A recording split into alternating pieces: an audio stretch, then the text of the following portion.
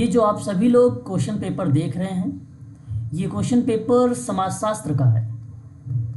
आपको बता दूं कि ये एमपी सेट समाजशास्त्र के साथ साथ Uttarakhand medical social service officer की जिसका एग्ज़ाम 20 अक्टूबर को है, उसमें भी ये प्रश्न बहुत ही मददगार साबित होंगे आप सभी के लिए।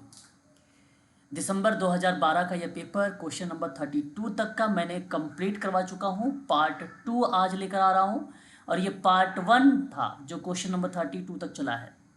इसकी वीडियो का लिंक अभी अभी जस्ट मैंने आपके व्हाट्सएप ग्रुप में डाल दिया है। एक एमपी सेट के ग्रुप में डाला है और दूसरा एक लिंक मैंने डाला है उत्तराखंड के मेडिकल सोशल वर्क के ग्रुप में।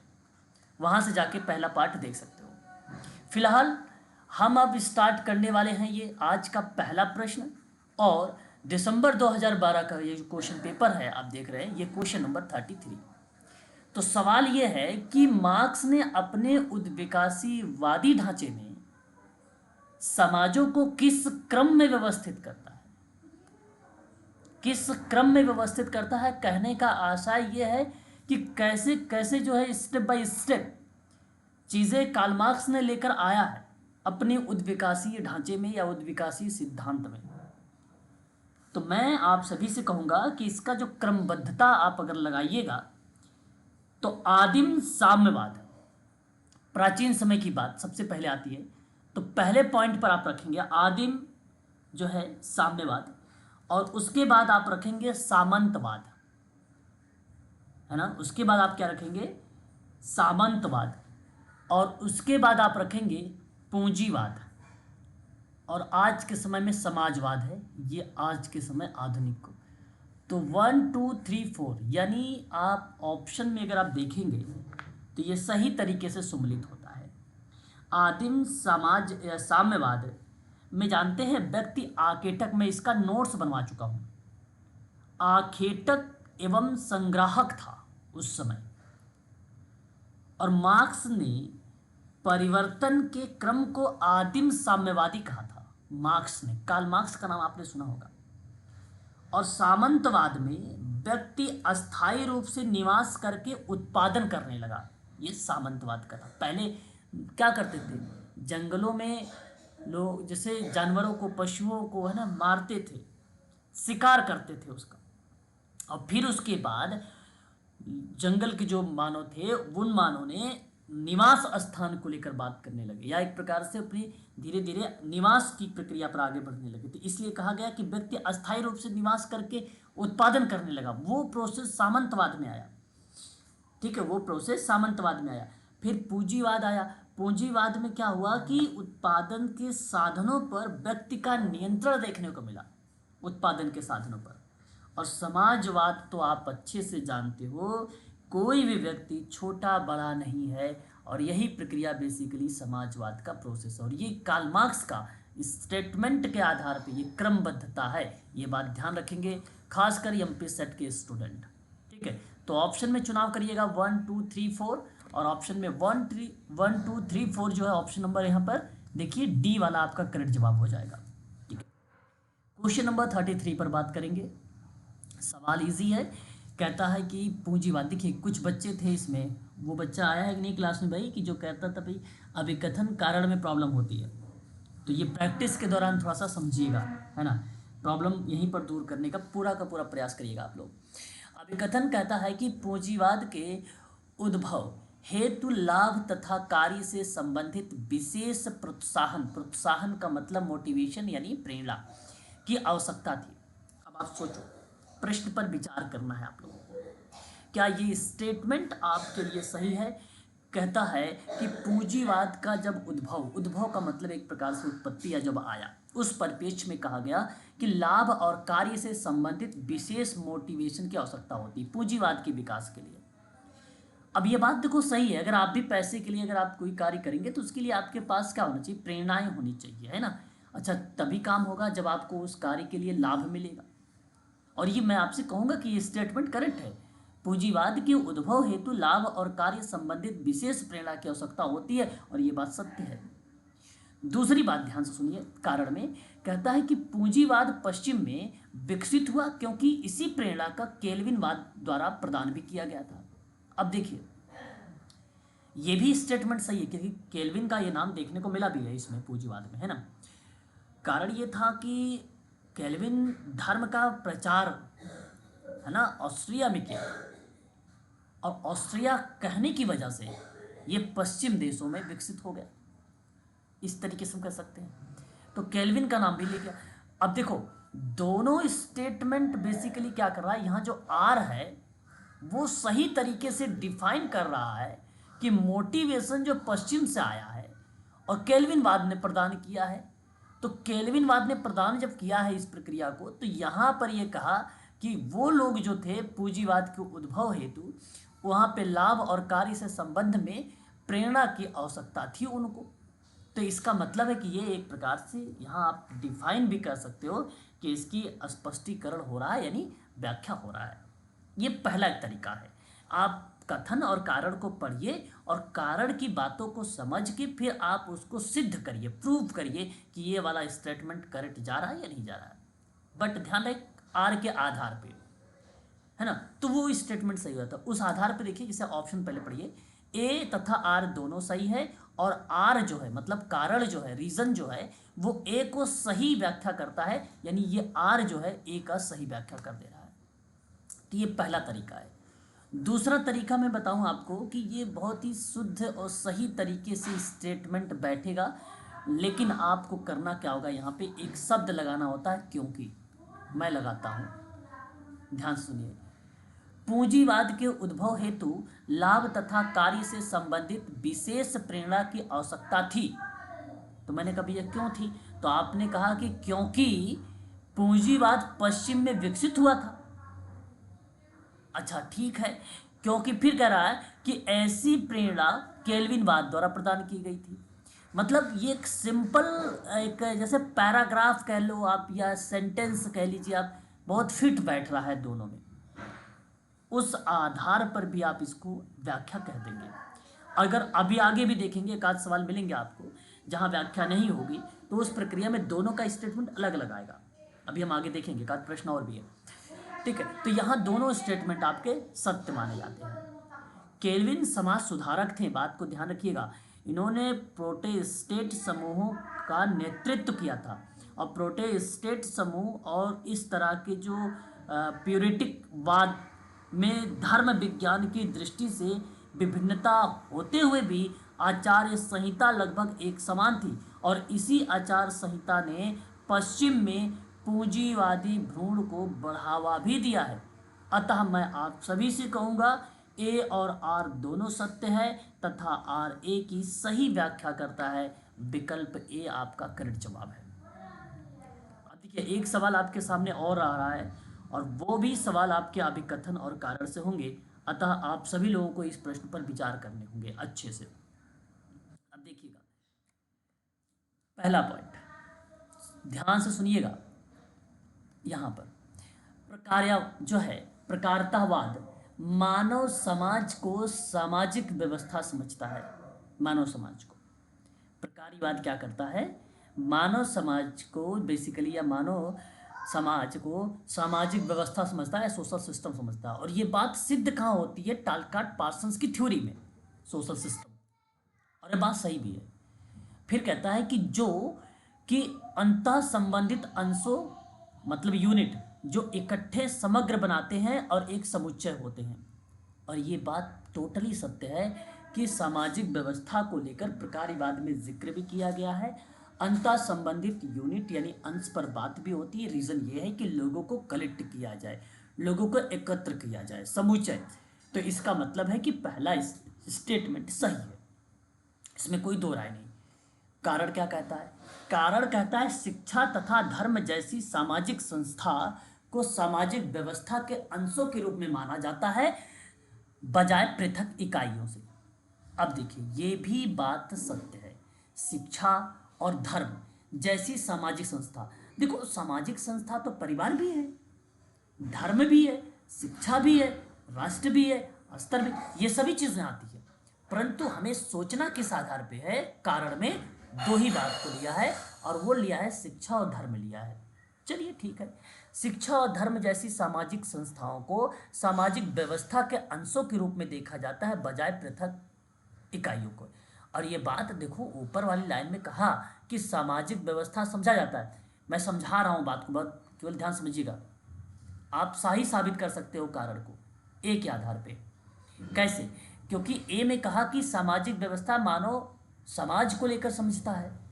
दूसरा कहता है कि ये संस्था है सामाजिक व्यवस्था में, शिक्षा और धर्म, जहाँ सामाजिक व्यवस्था अंश के रूप में देखा गया, बजाय पृथक। पृथक नहीं करता है, वो समूचे करता है ना। अब वो ऊपर मैं सिद्ध कर रहा हूँ आपको केवल, यहाँ आप मेरी बात को बहुत बारीकी सुनिएगा, ठीक है प्लीज। तो जो समूचे की बात है, तो इसका मतलब है कि वो सामाजिक व्यवस्था है, सामाजिक व्यवस्था। और ये कह रहा है दूसरे कारण वाले में कि पृथक इकाई नहीं है, तो बात सही है। तो देखिए यहाँ पे अभी ये साबित हुआ है कि ए भी सही है, आर भी सही है। मैंने आपको आर वाले का सही प्रूफ दे रहा हूँ, ए में लिखा हुआ है, लेकिन व्याख्या नहीं है। कितने लोग साबित कर सकते हो कि इसकी व्याख्या नहीं है? प्लीज कोई स्पष्टीकरण करेगा? जैसे एक पेपर में ना दो क्वेश्चन मिल जाते हैं कभी कभी, तो दूसरे प्रश्न को हम साबित कर सकते हैं दूसरे प्रश्न को देखकर। और ऐसा आप लोगों ने देखा भी होगा, मिलता जुलता दो प्रश्न आ जाता है पेपर में। तो मैंने यही प्रश्न में 35 वाले प्रश्न में ही आपको ए और कारण में साबित कर दिया कि दोनों स्टेटमेंट अपने आप में सही है। लेकिन आप मुझे अब बताइए कि व्याख्या कर रहा है या नहीं कर रहा है? यस या नो में जवाब दीजिए। सर नहीं कर रहा। ठीक है, और भी कोई स्टूडेंट? और भी कोई? केवल एक ही बच्चा है जो कह रहा है नहीं कर रहा है। प्रकार्यवाद जो होता है ना, ये तो एकीकृत करता है। तो और बाकी जो शिक्षा, जो दूसरे पॉइंट में बोला है कि शिक्षा और धर्म, तो ये अलग चीज हो गई, प्रकार्यवाद तो अलग चीज हो गया। देखिए, नहीं, यहाँ आपने जो इस आधार पे सोच रहे हो सही सोच रहे हो, लेकिन इसके आधार पे आप व्याख्या करने की कोशिश भी ना करें, है ना, कि ये अलग है। इनके बारे में आप जानने की कोशिश करें, इनके बारे में आप जानने की कोशिश करें, ठीक है। अलग अलग शब्दों का मतलब नहीं, अलग अलग तो वही अलग अलग शब्द आते हैं, ऐसे में फिर वहाँ पे भी व्याख्या होती है ना, प्रश्न के पैटर्न में, लेकिन उनके बारे में पता होना चाहिए। और आपके आधार पे आंशिक रूप से मैं उस सवाल को सही साबित करूंगा। इस सवाल को आपने अगर सही कहा, इस तरीके से विचार किया तो सही है। फिर भी मैं आपको बताने की कोशिश कर रहा हूँ, मेरी बातों को बड़े ध्यान सुनिएगा। देखिए, पहले पॉइंट में जानते हैं प्रकारिवाद को लेकर बात किया गया, और प्रकारिवाद को लेकर बात ये कही गई कि ये समग्रता के रूप में बात करता है, ना कि यूनिट के रूप में बात करता है। ये पहले पॉइंट में बताई गई, जहाँ पे ए आ रहा था। दूसरी पॉइंट में इंस्टीट्यूट को लेकर बात किया गया, संस्था को लेकर बात किया गया। संस्था भी क्या काम करती है? संस्था जहाँ जिक्र करती है वो यूनिट के रूप में काम नहीं करती है, वो समग्रता के रूप में करता है। चाहे वो धर्म की संस्था हो, चाहे वो शिक्षा की संस्था हो, चाहे वो परिवार की हो, चाहे वो राष्ट्र की हो, चाहे वो अंतर्राष्ट्रीय लेवल की संस्था ही क्यों ना हो, ये बात आपको अच्छे से पता है। तो वो कभी भी पृथकता के रूप में काम ही नहीं करती, यूनिट के रूप में काम ही नहीं करती है। वो टोटली, अगर मैं बात करूं आप लोगों से, तो समग्रता के रूप में करती है। अतः कहने का मेरा तात्पर्य ये हुआ कि एक जगह आपको डिफाइन किया गया प्रकारिवाद के बारे में, दूसरी जगह डिफाइन किया गया सामाजिक संस्था के बारे में। अतः ये कभी भी इसकी सही व्याख्या नहीं करेगा। अब एक ट्रिक देखिए, क्योंकि लगा के। प्रकारिवाद मानव समाज को सामाजिक व्यवस्था समझता है, जो कि अंतः संबंधित अंशों को जो इकट्ठे समग्र बनाते हैं का समुच्चय है। क्योंकि धर्म, शिक्षा जैसी सामाजिक संस्थाओं को सामाजिक व्यवस्था के अंशों के रूप में देखा जाता है, बजाय पृथक इकाइयों से। मतलब मैं आपसे ये कह सकता हूँ कि दोनों का स्टेटमेंट अलग अलग तरीके से डिफाइन हो रहा है, फिट ही नहीं बैठ रहा है। कि कह रहा है कि पृथक इकाइयों के बजाय, फिर ऊपर कह रहा है समुच्चय के पार्ट में। दूसरी बात, ऊपर कह रहा है प्रकारिवाद मानव समाज के बारे में, सामाजिक व्यवस्था को, नीचे कह रहा है सामाजिक संस्था के सामाजिक व्यवस्था के रूप में। तो ऊपर तो सामाजिक व्यवस्था समझता है मानव समाज के रूप में, नीचे संस्था के रूप में सामाजिक व्यवस्था को समझता है अंश के रूप में। बात को समझिए, ऊपर अंश के रूप में समझ रहा है सामाजिक व्यवस्था के रूप में मानव को, और नीचे अंश के रूप में समझ रहा है सामाजिक व्यवस्था सामाजिक संस्था के रूप में। तो दोनों की बातें अलग अलग हुई। अतः आपकी यहाँ पर व्याख्या नहीं है। इसी तरीके से आप परीक्षा में भी करेंगे, अतः विकल्प आपका सी जाएगा। किसी भी स्टूडेंट को अगर इसमें प्रश्न में अभी भी डाउट बन रहा है तो पूछ सकते हैं, क्योंकि आगामी परीक्षाओं में आप लोग गलती ऐसा ना करें। अभी और भी ऐसे प्रश्न आएंगे, मैं आप लोगों को और स्पष्टीकरण करूंगा, लेकिन फिलहाल इन ट्रिकों को ज़रूर ध्यान में रखें जो मैं आप लोगों से इस समय डिस्कस कर रहा हूँ। एक तरफ नाम आ रहा है हमारे सामने विचारक, तो दूसरी तरफ नाम आ रहा है अवधारणाएं। बड़े आसान सवाल हैं ये भी, आपको केवल यहाँ पर विचार करना है कि अगर मैक्स वेबर का नाम आता है तो आपने नाम सुना होगा आदर्श, नौकरशाही जैसे शब्दों में, है कि नहीं? तो आदर्श प्रकार की अवधारणा में किसी का भी अगर नाम देखने को मिला है तो वो मैक्स वेबर का मिला है, ताकि इस अनंत जटिल परिवर्तनशील समाज को समझकर उसके आधार पर वैज्ञानिक समाजीकरण किया जा सके। यह प्रक्रिया मैक्स वेबर ने आदर्श के प्रकार में जिक्र किया था। अच्छा, ऐसे प्रश्न देखो यूजीसी नेट समाज कार्य में भी देखने को मिलेंगे, ये भी बात ध्यान रखिएगा आप लोग, है ना। दूसरा स्टेटमेंट आर के मर्टन का नाम, आर के मर्टन की बात अगर हम लोग करते हैं तो यहाँ पे देखिए एक शब्द लिखा है संतुष्टिदायी भविष्यवाणी, है ना। और आर के मर्टन की बारे में अगर हम जिक्र कर रहे हैं आप लोगों से तो ये विकल्प आपका पहला ही सही जाएगा यहाँ पर, कि स्व संतुष्टिवादी भविष्यवाणी के बारे में आर के मर्टन का नाम हमें देखने को मिलता है। अच्छा, जानते हैं स्व संतुष्टिदायी भविष्यवाणी की अवधारणा जब प्रस्तुत किया था आर के मर्टन ने, तो इसमें क्या बात कही होगी? कोई भी स्टूडेंट अगर किसी को पता है तो जरा एक बार बताएं, वरना मैं तो आप लोगों को बताऊंगा आत्मसंतुष्टिदायक के बारे में। प्लीज, नहीं पता? इनका मतलब था कि वास्तविकता को देखने के हमारे तरीके के, जो वास्तविकता है, जो रियलिटी चीज़ें हैं, उसको देखना है, तर्क संगत है या नहीं है। अगर तर्क संगत है तो उसके अनुकूल परिस्थिति होनी चाहिए और वह व्यवहार के आधार पे जो है समाज में सकारात्मक व्यवहार कर सके। तो स्वसंतुष्टिदायी भविष्यवाणी, अब सिंपल बात है, जब आप सही तरीके से तर्क संगत तरीके से कोई नैतिक व्यवहार करेंगे, नैतिक नियमों के अनुकूल के सिद्धांत को फॉलो करेंगे, तो भविष्यवाणी भी सही, जाहिर सी बात है, आपके पक्ष में रहेगी, आपके अनुकूल रहेगी, क्रियाएं भविष्य में आपके अनुकूल रहेंगी। अगर आप कोई विपरीत कार्य करेंगे आज, तो भविष्य में भी कार्य को लेकर परिस्थितियां आपके विपरीत रहेंगी। तो विपरीत की बात नहीं किया है आपके बारे में, स्वसंतुष्टिदायी भविष्यवाणी के बारे में आर के मर्टन की अवधारणा मानी जाती है, और यह अवधारणा है भी इनका।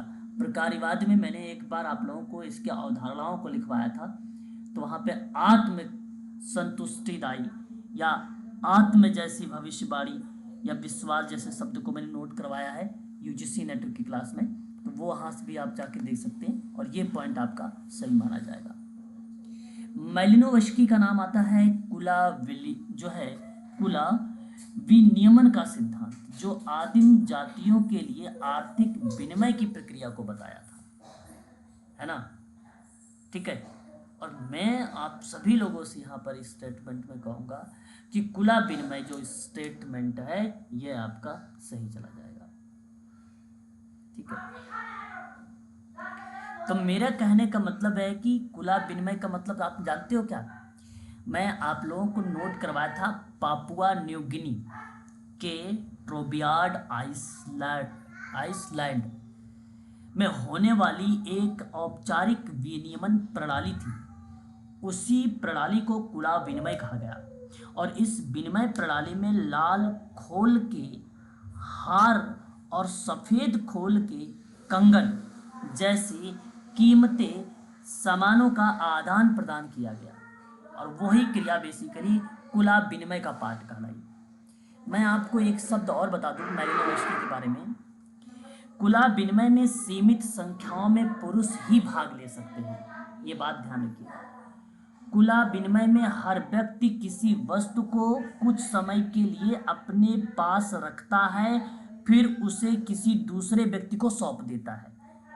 कुला विनिमय की बात मैं कर रहा हूँ। कुला विनिमय में पुरुषों के बीच साझेदारी अस्थायी और आजीवन होती है। खुला विनिमय में विनिमय की जाने वाली वस्तुएं विपरीत दिशाओं में यात्रा करती हैं। खुला विनिमय में विनिमय का मुख्य उद्देश्य किसी व्यक्ति की सामाजिक स्थिति और प्रतिष्ठा को बढ़ावा देती है। यही क्रिया बेसिकली मेलिनोवस्की ने खुला विनिमय को सन 1922 में लाया था, पश्चिमी प्रशांत के आर्गोनॉट्स वाली पुस्तक में 1922 में। वी पैरेटो का नाम बचा एक ही शब्द है संभ्रांत व्यक्तियों की परिभ्रमण वाली शब्द को। कहने का आशय जब इस सिद्धांत को दिया संभ्रांत व्यक्तियों के परिभ्रमण का पैरेटो ने, तो इस सिद्धांत के अनुसार कहा कि एक समय में शेर लोमड़ी से हारकर जो है लोमड़ी से हारकर संकट में फंस जाता है, लेकिन फिर भी वह अपनी पूर्व स्थिति को प्राप्त कर लेता है, भूल नहीं जाता है ना। तो संभ्रांत व्यक्तियों का परिभ्रमण कहा जाता है इस तरीके के। आपको किसी परिस्थिति में डाल दिया जाए और उस जैसे नहीं, आप लोग मान लीजिए किसी फील्ड में आप पहले जॉब कर रहे थे, आज आपने मेडिकल सोशल वर्क का चुनाव कर लिया है, क्या आप पीछे की परिस्थिति भूल चुके हैं? जो पहले दूसरे डिपार्टमेंट में आप दूसरे स्ट्रीम को चुनाव करके आप जॉब कर रहे थे, नहीं ना, आज भी वो चीज़ें आपको याद है। ठीक वही क्रियाएं बताया गया कि एक समय में, इसने एग्जाम्पल दिया था एक शेर का पैरेटो ने, कि एक समय में ऐसा था कि शेर लोमड़ी से हारकर संकट में फंस गया था, लेकिन वो पहले की स्थिति को जानता था। अपने जैसी अपनी पहली स्थिति में आता है तो उसके बाद वो लोमड़ी भाग जाती है शेर के सामने से, है ना। तो यही क्रिया यहाँ पर बताने की कोशिश की गई है। ये शब्द भी ध्यान रखिएगा। तो पहले का 3 दूसरे का 2, ठीक है, याद रखिएगा, पहले का 3 दूसरे का 2। तो ऑप्शन नंबर आपका पहला चुनाव हो रहा है यहाँ पर, विकल्प ए। समझ में आ रहा है कि नहीं समझ में आ रहा है, बताओ। Yes sir. ठीक है, तो समझते चलिएगा साथ ही साथ, है ना। थोड़ा सा देरी से क्लास स्टार्ट किया है मैंने आज, है ना, लेकिन आपकी क्लास पूरी होगी, 1 घंटे की क्लास चलाऊंगा।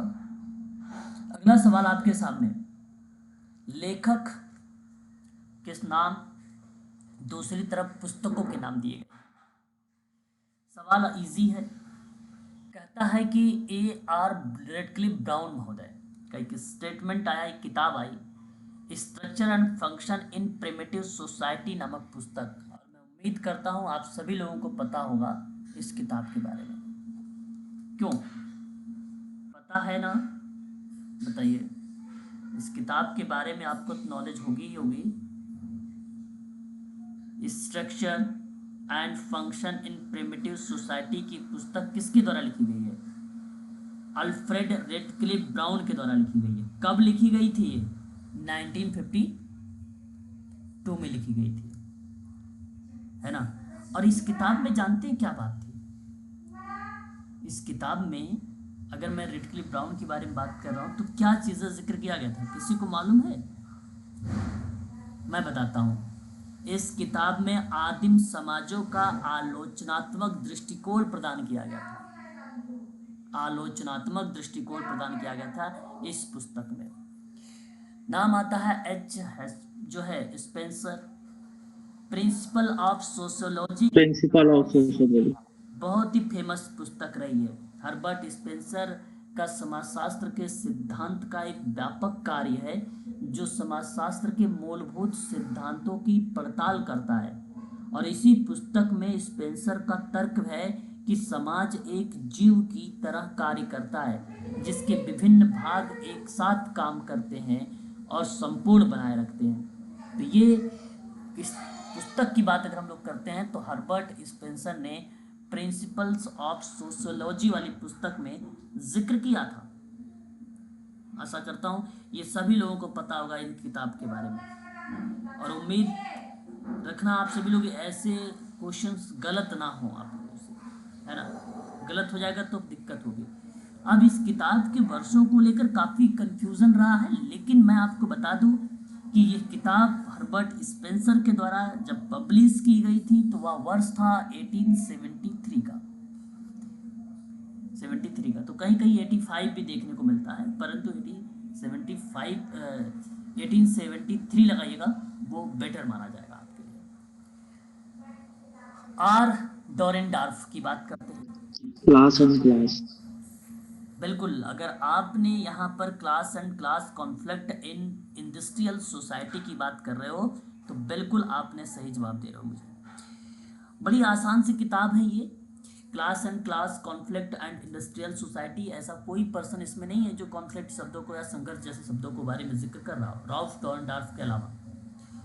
यही किताब सन 1957 में वर्जिनल तरीके से अगर मैं बात करूं तो पब्लिश्ड हुई थी, लेकिन 1957 की बजाय अगर मैं आपसे कहूं मूल रूप से तो 1959 में इंग्लैंड में प्रकाशित हुआ है।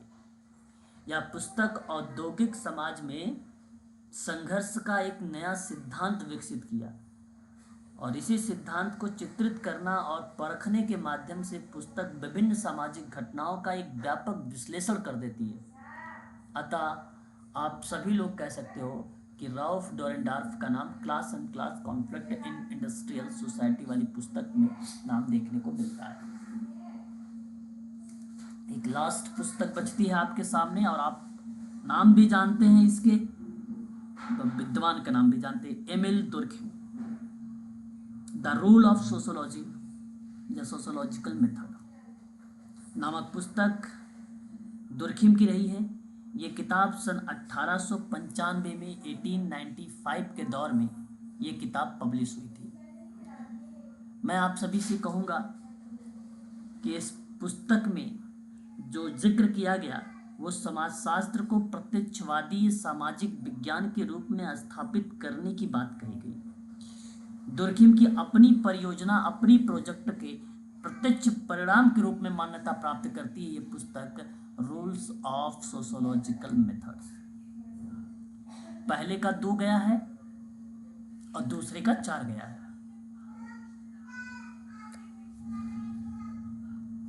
विकल्प कौन सा बन रहा है यहां पर? पहला। सही बात है, बताइए।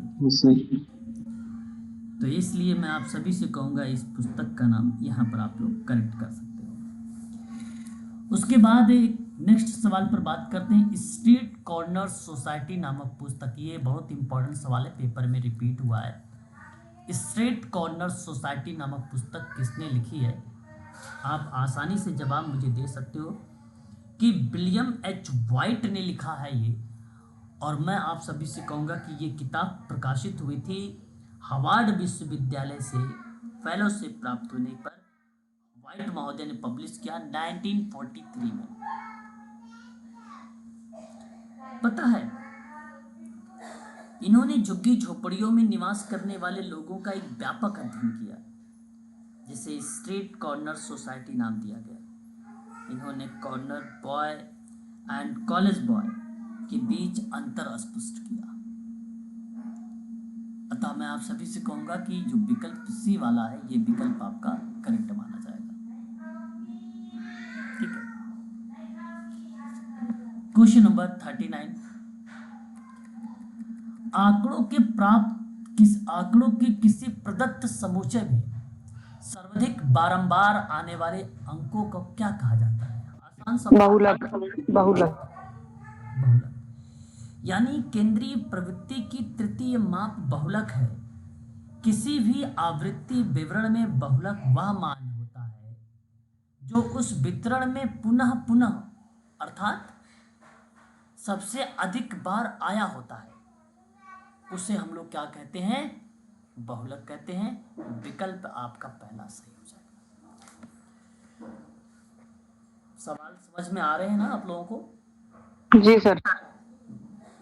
अगले क्वेश्चन की तरफ रुख करेंगे। रिसर्च का क्वेश्चन आएगा और उससे पहले भी यानी आपके सवाल लगातार बैक टू बैक रिसर्च के ही सवाल यहाँ पर मिलने वाले हैं, तो प्लीज आप लोग ऐसे सवालों को ध्यान दीजिएगा। कहता है कि परास अथवा विस्तार क्षेत्र किसका माप करता है? परास मतलब होता है बेसिकली रेंज सवाल ये कहा कि विस्तार क्षेत्र किसका माप है? क्या केंद्रीय प्रवृत्ति का है, प्रसार का है, साहचर्य का है या सहसंबंध का है? ये सवाल आपके सामने है।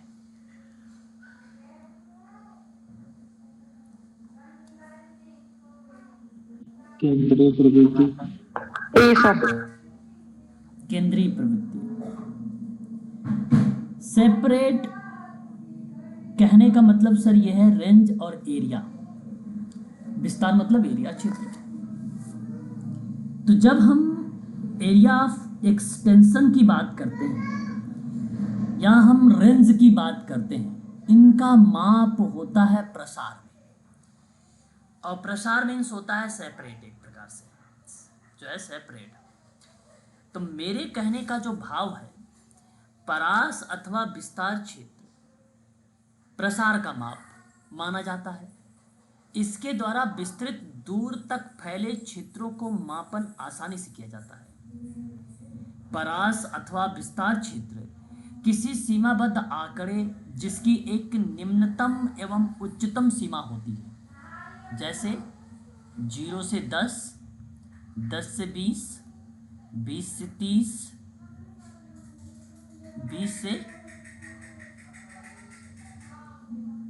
20 से 30। समझ रहे हैं मेरी बात को? यानी 0 से 10 है, 10 से 20 है, यहाँ पे 20 लिखेंगे आप लोग, 20 लिखिएगा, और यहाँ पे 20 to 30 लिखिएगा। तो इसके बारे में ये कहा गया कि जिसकी निम्नतम और उच्चतम सीमा के मध्य का जो अंक का आंकड़ा है, उस आंकड़े को हम लोग कहते हैं प्रसार। जानते हैं, 0 से 10 के बीच में 10 का डिफरेंट, 10 से 20 के बीच में 10 का डिफरेंट, 20 से 30 के बीच में 10 का डिफरेंट। तो ये जो 10 आया है आपके सामने, यही क्या है? प्रसार है। यही क्या है आपके सामने? परास है। तो एक ये जो आता है, इसको हम लोग बोलते हैं लो रेंज, और ये हाई रेंज, और ये प्रसार का पार्ट। रैंक सहसंबंध के परिकलन हेतु सूत्र किसने दिया था? रैंक सहसंबंध का सूत्र आसान सवाल और इजी है, आप बता सकते हो इसका जवाब। बताइए भाई। रैंक श्रेणी सहसंबंध, स्पीयरमैन इसका श्रेय जाता है। इसके अंतर्गत छोटे से बृहद क्षेत्रों का अलग अलग इकाई के रूप में अध्ययन किया जाता है। सहसंबंध की गणना के लिए क्रम अंतर विधि, प्राप्ति विधि, प्रोडक्ट मोमेंट मेथड इत्यादि ऐसे विधियों का प्रयोग होता है। अतः विकल्प आपका जो जाने वाला है, वो विकल्प आपका ए सही माना जाएगा। ठीक है, ये बात भी आपको ध्यान में रखनी होगी इसके संदर्भ में। नेक्स्ट सवाल कहता है कि प्रयोगात्मक परीक्षण हेतु आधार प्रदान करने के लिए क्रियाकलापों की प्रदत्त स्थिति, मतलब जो पहले से डेटा स्थिति के बारे में बताया गया हो, और उन्हीं के बारे में सुनिश्चित शब्दों को प्रस्तुत विस्तार या विचार क्या कहलाता है? जब प्रयोगात्मक परीक्षण हेतु क्या आधार प्रदान कर रहे हैं, क्रियाकलाप की प्रदत्त स्थिति दे रहे हैं, तो उसमें आप क्या नाम देना उचित समझेंगे? अरे एक्सपेरिमेंट के आधार पे आप प्रदान जो डेटा हुआ, डेटा मिला आपको, उस प्रदत्त स्थिति के बारे में सुनिश्चित शब्द क्या होगा? आपने जो विचार करना है, जो कल्पना करनी है, उस परिस्थिति में परिकल्पना। मेरा कहने का ही मतलब यही था कि शोध प्रारूप का निर्माण वेरिएबल के बीच कारण संबंधों के विश्लेषण से किया जाता है। 2 या 2 से अधिक वेरिएबल के अंतर संबंधों को व्यक्त करने वाला एक ऐसा अस्थायी कथन या सामान्यीकृत परिकल्पना कहलाता है जिसे साक्ष्य के आधार पर सिद्ध अथवा असिद्ध किया जा सकता है, और वही क्रिया बेसिकली परिकल्पना कहलाती है, जिसको हम लोग हाइपोथेसिस का नाम देते हैं। तो विकल्प आपका करेक्ट जाएगा बी। ठीक है, दूसरी तरफ सूची 1 और सूची 2 से आपको मिलान करना है। बताइए क्या होना चाहिए इस सवाल का जवाब? First A. आप कह रहे हैं ए होगा। देखिए, आप एक बात मैंने पहले भी बता चुका है सैंपलिंग के बारे में। सैंपल मतलब बेसिक, बी बेस्टी मतलब क्या होता है? यूनिट। यूनिट मतलब क्या होता है? इकाई। तो प्रतिचयन बेसिकली बी है सर, इकाई का गहन बी। अध्ययन होगा। चलिए ठीक है, ठीक है। लेकिन मौखिक इतिहास की अगर बात करूंगा मैं, तो किसी क्षेत्र विशेष के लोगों के विषय में जानकारी देगा। क्यों? किस मौखिक इतिहास यही होगा ना। ओरली आप हिस्ट्री लेना चाह रहे हो, तो कोई ऐसा क्षेत्र जहां पर लोगों के विषय में जानकारी दे रहा हो। तो लोगों के विषय में जानकारी देने की बजाय मैं ये बात आसानी से कह सकता हूं, यह पॉइंट लोगों के ज्ञान को रिलेट कराएगा। अब बात आता है सर्वेक्षण। सर्वेक्षण आप जानते हैं, हम इसमें बेसिकली एक मात्रात्मक शोध होता है और एक गुणात्मक शोध होता है।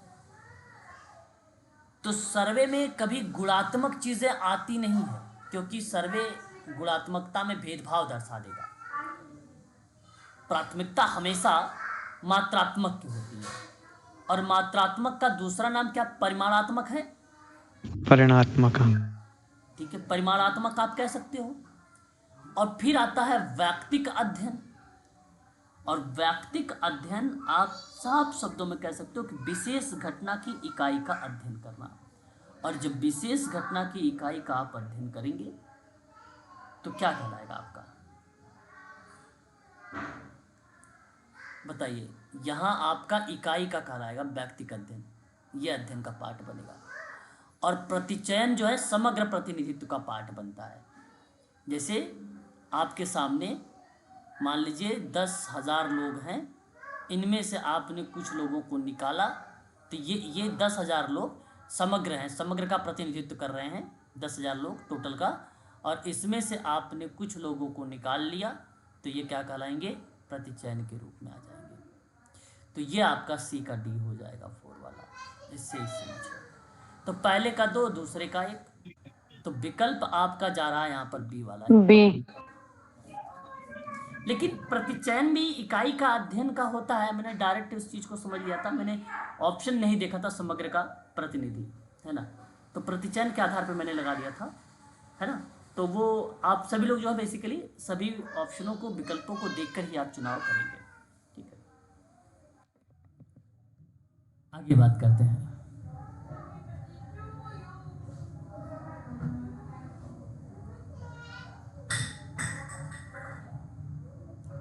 अगला सवाल, विशेषता किससे संबंधित हो सकती है? गुणात्मक चर से, परिमाणात्मक चर से, स्थिरांक से, या इनमें से किसी से? विशेषता की बात हो रही है। परिणात्मक चर। Option B sir. नहीं मैम, देखिए विशेषता हम, गुणात्मक। मैंने कहा कि विशेषता बताइए, तो आपने गुणात्मक चर, सॉरी। आपने सर हाँ, आपने व्यक्ति की विशेषता बताने लगी, तो उसके गुण को देखा आपने, उसी गुणों के आधार पे क्या बताने लगी? विशेषता बताने लगे। तो वो बेसिकली ऑप्शन नंबर ए का चुनाव होता है मैडम, ना कि परिमाणात्मक का होता है। आसान सवाल था, ऐसे सवालों पर गलती ना करें। क्वेश्चन नंबर 45 आपके सामने कहता है सूची 1 सूची 2 में बेसिकली रिसर्च का सवाल। जरा एक बार तर्क करिए आप लोग, फिर मैं आपको बताता हूं इसका जवाब। बताइए।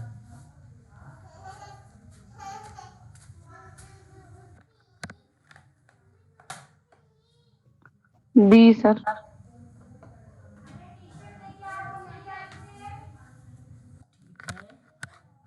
और भी कोई? D sir, D. बी होगा। चलिए मैं बताता हूं इस सवाल का जवाब। क्वेश्चन नंबर आपके सामने इस समय प्रस्तुत है, और ये सवाल 45 नंबर का है। कहूँगा तो आप ध्यान रखिएगा, एक अनुभाविक शोध है, और ये जो अनुभाविक शोध आपके सामने प्रकट हो रहा है, ये प्रस्तुत करता है शोधकर्ता अपने अध्ययन पर आधारित कार्य करके अनुभव प्राप्त करता है और इन्हीं ही क्षेत्र आधारित आंकड़े कहे जाते हैं। तो मैं अनुभाविक क्षेत्र को थर्ड वाले से आसानी से मैच करा सकता हूँ कि शोधकर्ता यानी आप अपने अध्ययन पर आधारित कार्य करके अनुभव प्राप्त कर रहे हैं। वस्तुनिष्ठता का मतलब है भेदभाव से मुक्त ज्ञान। वस्तुनिष्ठता। व्यक्तिनिष्ठता क्या होता है? भेदभाव सहित, है कि नहीं भाई? किसी पर्टिकुलर व्यक्ति के साथ बात करोगे तो क्रिया भेदभाव सहित हो सकती है, लेकिन अगर किसी व्यक्ति के साथ वस्तुनिष्ठता लागू कर देते हैं तो सिंपल बात होती है कि आप होल टू पार्ट देख रहे हैं, मतलब टोटल टू पार्ट देख रहे हैं। तो उसमें ना पूर्वाग्रह बहुत कम देखने को मिलता है, और ये मैंने पॉजिटिव शब्द बताया भी है, हमेशा आप लोगों को बोलता रहता हूँ ये बात। तो पूर्वाग्रह से मुक्त ज्ञान को रिप्रेजेंट करता है। बात आती है तथ्य को लेकर।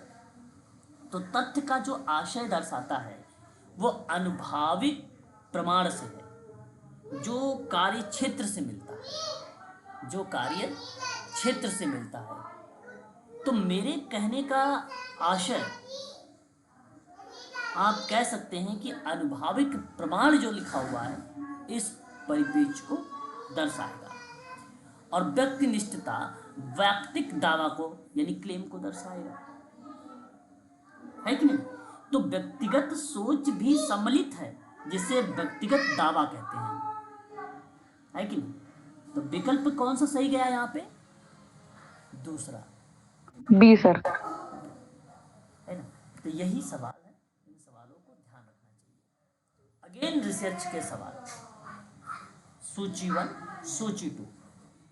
सूची 1 में दिया गया है आपके सामने शोध अभिकल्प के प्रकार, और सूची 2 में दिया गया है शोध प्रश्न के स्वरूप। Very very most important question, और इस प्रश्न को आप ध्यान से समझिए।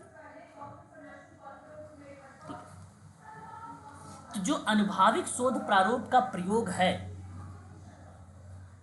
अगर मैं आपसे बात कर रहा हूँ जो है अन्वेषणात्मक, यह क्या है? अन्वेषणात्मक शोध प्रारूप का जो प्रयोग है, जब शोधकर्ता समस्या या परिस्थिति की पूर्ण जानकारी नहीं रखता है ना, तब इस शोध प्रश्न का स्वरूप बनता है या क्या है? रिसर्च। अन्वेषणात्मक का मतलब क्या होता है? रिसर्च होता है, शोध होता है, अनुसंधान होता है। अब आपको वहां पे आप क्या कर रहे हो कि आपको डेटा नहीं पता चल पा रही है, आप अनभिज्ञ हैं, तो हमारा सबसे पहला सवाल उठता है कि यह क्या है, तो आप उसी पर जानकारी एकत्र करने लगते हैं। एक्सपेरिमेंट यानी प्रयोगात्मक शोध का प्रारूप चरों के बीच कार्य कारण संबंधों का विश्लेषण के लिए जाना जाता है। तो जब आप कारण और कार्य निकालने की कोशिश करेंगे तो शोध प्रश्न का स्वरूप बनेगा ऐसा क्यों हुआ। क्यों का मतलब कारण जानने का प्रयास। तो इस प्रक्रिया में ये शब्द विवरणात्मक शोध का प्रयोग तब होता है जब किसी व्यक्ति, समुदाय, समूह, घटना के संबंध में पूर्ण विवरण प्रस्तुत किया जाए। पूर्ण विवरण, पूर्ण मतलब टोटल। तो यह शोध प्रश्न स्वरूप बनेगा या कैसे, हाउ, एक्सप्लेनेशन दीजिए। तो डिस्क्रिप्टिव यानी विवरणात्मक, निदानात्मक कैसे उपचार किया जाए मतलब सामाजिक समग्र के निराकरण से संबंधित जो शोध प्रारूप बनेगा, तो इस शोध प्रश्न का स्वरूप कैसे उपचार किया जाए। तो विकल्प बता सकते हैं आप कौन सा सही जा रहा है? सी सर। हाँ, सी विकल्प आपका सही हो जाएगा। ठीक है, तो इस तरीके से ये भी प्रश्न आपके लिए इम्पोर्टेंट हो जाता है। एक प्रश्न और देखिएगा, रिसर्च के ही सवाल हैं। कहता है कि शोध पद्धति समझने का सही अनुक्रम बताना है आपको। शोध पद्धति अगर आपको समझनी है तो इसका आपको चरण या स्टेप पता होना चाहिए। तो देखिए, आपको पहले भी बताया है PhD का एक करके, P से प्रॉब्लम, H से हाइपोथेसिस, D से डिजाइन, C से कलेक्शन, A से एनालाइजेशन, G से एनालिसिस, ए से एनालिसिस, जी से जनरलाइजेशन, आर से रिपोर्ट। अब आप सोचो इस प्रश्न में सबसे पहले हम घटना की प्रकृति के बारे में बात करते हैं कि घटना का नेचर क्या है। अब घटना की प्रकृति इसमें भी है, घटना का विश्लेषण पहले नहीं आ जाएगा, घटना का सहले संकलन भी नहीं आ जाएगा। तो यानी या तो ये प्रकृति या तो ये होगा। सामाजिक विज्ञान का स्वरूप बताया जाता है, या आपका स्वरूप चलेगा, ना कि आंकड़े संकलन करने की विधि चलेगी। अब प्रकृति समझ लिया आपने, उसके स्वरूप को देख लिया आपने, अब आंकड़े को संकलित करिए, उसके बाद विश्लेषण करिए। विकल्प आपका बी सही जाएगा। सहमत हैं विकल्प बी से? प्लीज बताइए। जी सर। हाँ, यही अब पीएचडी क्या है अगर पता है तो इस सवाल को लगा के बताइए कौन सा ऑप्शन जाएगा, बताइए।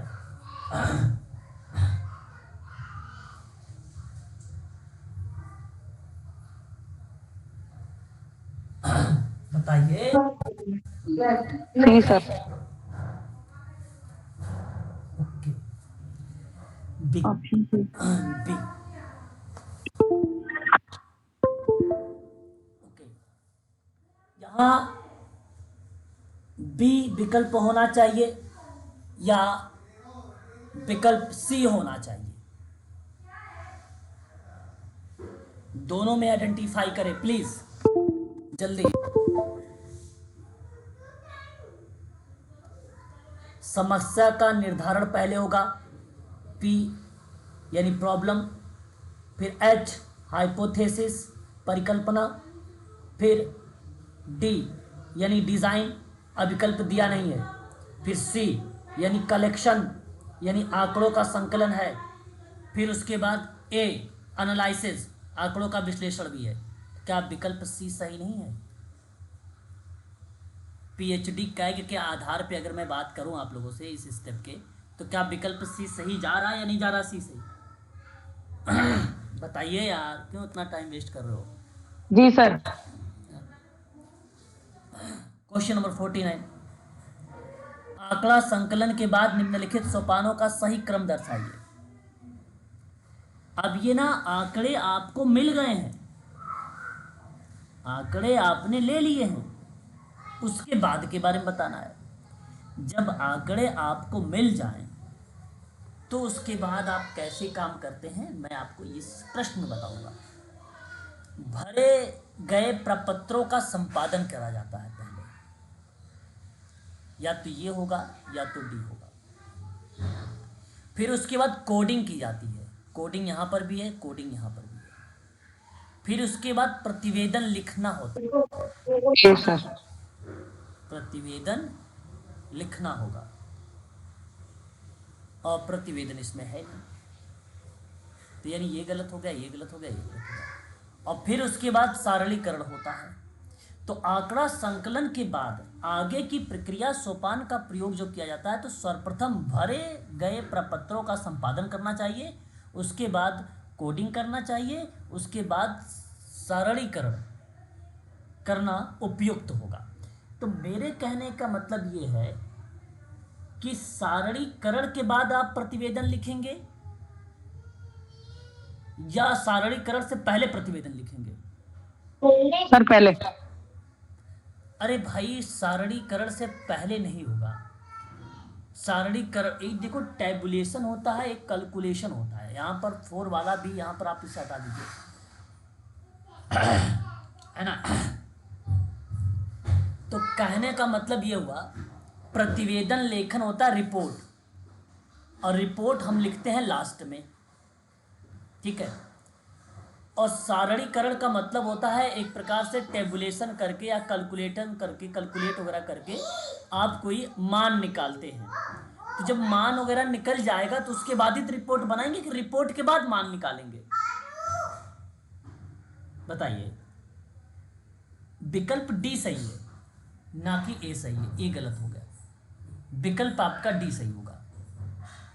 समझ में अगर आया सवाल तो बताइए, वरना मैं दोबारा से बताता हूँ इस सवाल के बारे में। बताइए। आ गया सर। आ गया? जी सर। ओके, फिर तो बहुत अच्छी बात है।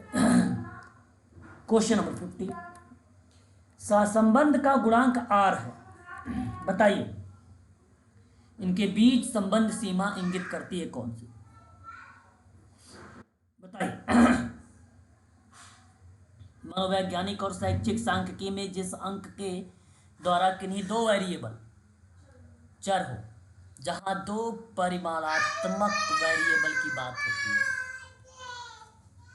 विकल्प सेकंड सही होगा आपका। ठीक है, ये विकल्प आपका सेकंड सही होगा। तो यहाँ अब आपका एक पेपर ये समाप्त होता है। यहाँ नीचे इसका आंसर की भी दिया हुआ है इस पीडीएफ में, आप आसानी से देख भी सकते हैं, सम्मिलित भी कर सकते हैं। ठीक है, ठीक है ना। बाकी आज के लिए इतना ही रखिए आप सभी लोग। इसके आगे जो है हम लोग कल डिस्कस करेंगे, कल टॉपिक लेंगे मॉर्निंग में। ठीक है, नियमित समय पर रहेगी आप सभी लोगों की, वो क्लास का समय रहेगा 8 AM कल की क्लास सुबह में। ठीक है सर वीडियो भेज दीजिएगा इसका। ठीक है, बिल्कुल भेजता हूँ मैं।